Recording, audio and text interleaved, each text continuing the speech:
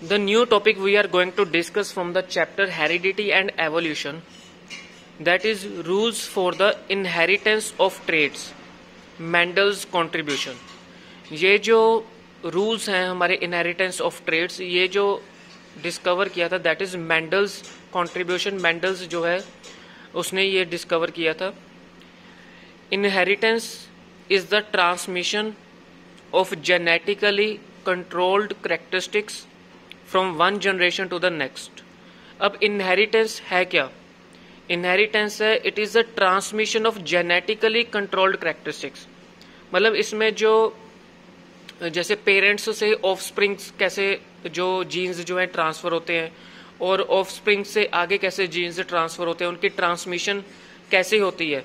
तो इनहेरिटेंस क्या है? जो ट्रांसमिशन हो रहे हैं जीन्स का, जीन्स की जो ट्रांसमिशन हो रही है from parents to offsprings, from one generation to the next, उसको हम बोलते हैं इनहेरिटेंस।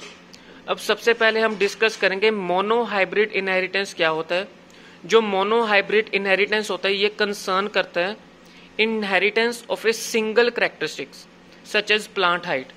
सिंगल कैरेक्टरिस्टिक्स का मतलब होगा इसमें सिर्फ प्लांट की हाइट की बात कर रहा है। अगर प्लांट की शेप या उसका कलर की बात करेगा तो वो अलग कैरेक्टरिस्टिक्स आ जाएंगे। मोनोहाइब्रिड कैरेक्टर इनहेरिटेंस का मतलब वो सिर्फ एक कैरेक्टरिस्टिक सिंगल कैरेक्टरिस्टिक की जो है बात कर रहा है। मोनोहाइब्रिड कैरेक्टरिस्टिक्स के बाद अगर हमने डिस्क्राइब करना है dihybrid inheritance. Dihybrid inheritance जो इन्वॉल्व करता है inheritance of two characteristics. Inheritance of two characteristics, इसमें सीड की शेप और उसकी कलर, मतलब बीज जो होते हैं उसका शेप क्या होगा और बीज का जो है कलर क्या होगा, तो उसके बारे में बात कर रहे हैं। तो मोनोहाइब्रिड कैरेक्टरिस्टिक्स हो गए जैसे प्लांट की हाइट के बारे में बात करना, और डाई हाइब्रिड मतलब अगर एक से ज्यादा कैरेक्टरिस्टिक्स की अगर हम डिस्कशन करेंगे जैसे शेप और कलर, तो उसको हम डाई हाइब्रिड इनहेरिटेंस बोलते हैं। सबसे पहले हम बात करेंगे monohybrid inheritance and the law of segregation. In order to trace the inheritance of single pair of contrasting characteristics among the pea plant, इसमें जो एग्जाम्पल ली जा रही है वो pea plant की ली जा रही है, जैसे कि स्टेम की टॉलनेस और स्टेम की शॉर्टनेस के बारे में बात कर रहे हैं। मतलब उसकी जो हाइट के बारे में बात कर रहे हैं कि वो टॉल होगा या शॉर्ट होगा, तो ये एक सिंगल कैरेक्टरिस्टिक्स होगी। अब मेंडल क्या कर रहा है, वो क्रॉस्ड करेगा pure bread P plant differing in these traits and noted their occurrence in progeny of succeeding generation। अब वो टॉल और ड्वार्फ इन दोनों को क्या कर रहा है, क्रॉस इन दोनों को लगा रहा है एक साथ, ठीक है। तो मेंडल क्या कर रहा है, एक प्योर ब्रेड पी प्लांट ले रहा है, वो एक उसकी टॉलनेस वाला लगा दिया, एक उसका ड्वार्फनेस वाला लगा दिया, एक साथ लगा दिया। अब वो क्रॉस ब्रीडिंग कर रहा है, देखेगा चेक करेगा कि जो पेरेंटल जनरेशन थी, मतलब उसने चूज क्या किया, चूज उसने किया एक टॉल प्लांट एक ड्वार्फ प्लांट छोटा प्लांट उसने यूज किया, उन दोनों को एक साथ लगा दिया, ये होगी पेरेंटल जनरेशन।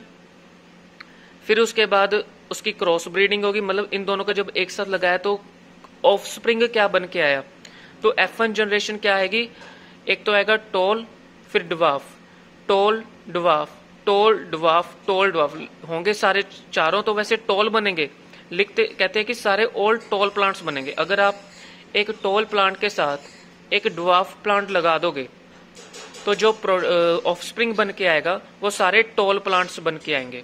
तो वो ये कहने की कोशिश कर रहा है। तो ये पेरेंटल जनरेशन से F जनरेशन में जो कन्वर्ट हुआ है। मेंडल ने फर्स्ट क्रॉस किया pure bread toll P plant with pure bread dwarf P plant, और उसने क्या उसको क्या रिसर्च करके मिला F1 जनरेशन में कि सारे जो है टॉल प्लांट्स जो है बन के सामने आए हैं।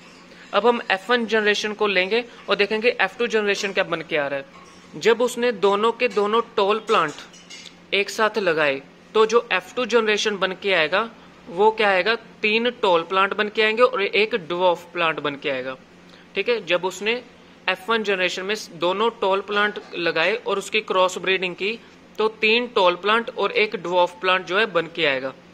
मेंडल ने क्रॉस किया toll P plants first generation and found that tall plants and were obtain from the second generation in the ratio 3:1। ये 3:1 क्या है कि 3 टॉल प्लांट है और एक ड्वार्फ प्लांट है, तो ठीक है। तो ये हमारे पास आ गई F2 जनरेशन। और इसमें आप देखोगे कि जो फर्स्ट जनरेशन बनी थी उसको लिखा कैसे है, जब सारे टॉल प्लांट बने capital T small t capital T small T, capital T small T और कैपिटल टी स्मॉल टी।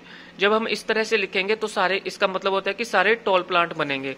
अगर हम यहाँ पे देखें तो 3 टॉल प्लांट है, दोनों कैपिटल टी, एक कैपिटल टी एक स्मॉल टी, एक कैपिटल टी एक स्मॉल टी, फिर आएगा ड्वार्फ में दोनों स्मॉल टी आएंगे, तो इसकी रेशो होगी 3:1 की।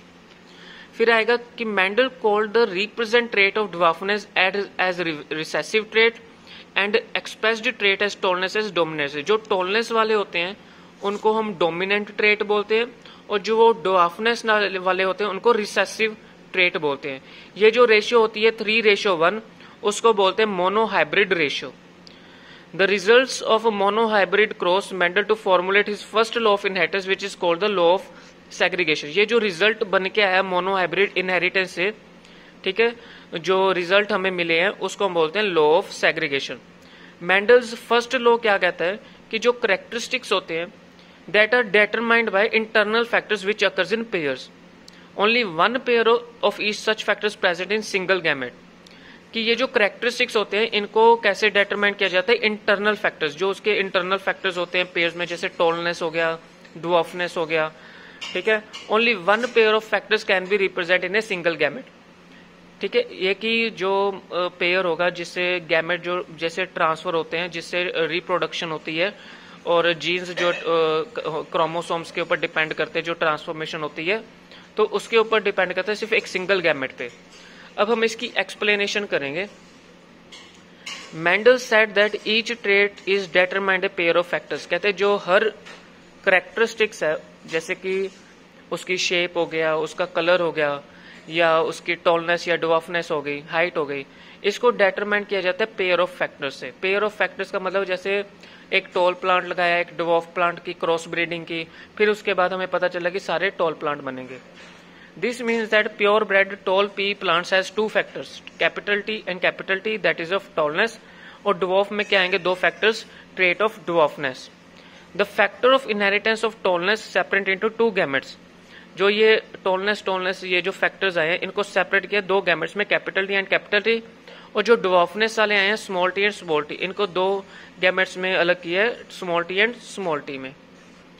The gametes of tall P plants then cross. अब हमने जो टॉल पी प्लांट्स थे उनको क्रॉस किया with the gametes of dwarf P plant, जैसे हमने पीछे किया है कि जो टॉल वाला था उसको ड्वार्फ के साथ क्रॉस किया और हमारे पास क्या बने थे, सारे टॉल प्लांट बने थे, और उनको लिखा कैसा था, कैपिटल टी स्मॉल टी से। तो इसी तरह से लिखना है इन्होंने कि ये हमारे पास पेरेंटल क्रॉस है और दोनों, एक टॉल प्लांट है एक ड्वार्फ प्लांट है, और फैक्टर्स क्या है, टॉल प्लांट को लिखेंगे कैपिटल टी और ड्वार्फ को लिखेंगे small T and small T, और इसके गैमेट्स कौन से हैं, capital T and capital T, इसके small T and small T. अब हमने क्रॉसिंग किया ड्यूरिंग फर्टिलाइजेशन। इसका जो कैपिटल टी है ये यहाँ पे आएगा, और इसका जो ड्वार्फ वाला है यहाँ पे स्मॉल टी लग जाएगा। इसका जो है स्ट्रेट आएगा, फिर इसका जो है इसके साथ ट्रांसफर हो जाएगा। इसका कैपिटल टी यहाँ पे जाएगा और इसका स्मॉल टी इसके साथ आ जाएगा। इसका कैपिटल टी यहाँ पे जाएगा और इसका स्मॉल टी नीचे आ जाएगा। तो इस तरह से टॉल प्लांट बनेंगे सारे, और लिखा कैसे, capital T small T, capital T small T. ये हमारे पास आ गया F1 जनरेशन। फिर उसके बाद F1 जनरेशन क्या था, सारे टॉल प्लांट थे, तो सारे टॉल प्लांट थे उसको मैंने इस तरह से लिख लिया, एक कैपिटल टी, एक स्मॉल टी, एक कैपिटल टी, एक स्मॉल टी। अब इसमें क्या था बना था, जब हमने F1 जनरेशन क्रॉस ब्रीडिंग की थी तो 3 टॉल प्लांट बने थे, एक ड्वार्फ प्लांट बना था। तो एक कैपिटल टी यहाँ पे, फिर इसका जो कैपिटल टी यहाँ पे आएगा, इसका स्मॉल टी यहाँ पे आएगा, इसका कैपिटल टी यहाँ पे आएगा, फिर इसका कैपिटल टी यहाँ पे आएगा और इसका स्मॉल टी यहाँ पे आएगा, इसका स्मॉल टी यहाँ पे आएगा और इसका यहाँ पे आएगा। मतलब 2 स्ट्रेट जाएंगे, एक यहाँ पे इसके साथ लग जाएगा, फिर ये दोनों इन दोनों को यहाँ पे लेके जाना है, ठीक है, और इसका यहाँ पे लगेगा। तो इस तरह से 3 टॉल प्लांट एक ड्वार्फ बनेगा। इसकी रेशियो क्या बनेगी, कैपिटल टी और इसका बनेगा 1:2:1। ये 1 क्या है, क्योंकि दोनों कैपिटल टी है तो 1 आ जाएगा। एक कैपिटल टी स्मॉल टी है, ये 2 आ जाएगा। ये इसका क्या आएगा, स्मॉल टी, इसका आ जाएगा 1। तो ये आ जाएगा 1:2:1। और वैसे इसकी क्या होगी, तीनों टॉल प्लांट है, एक ड्वार्फ है, तो 3:1 आ जाएगी, ठीक है।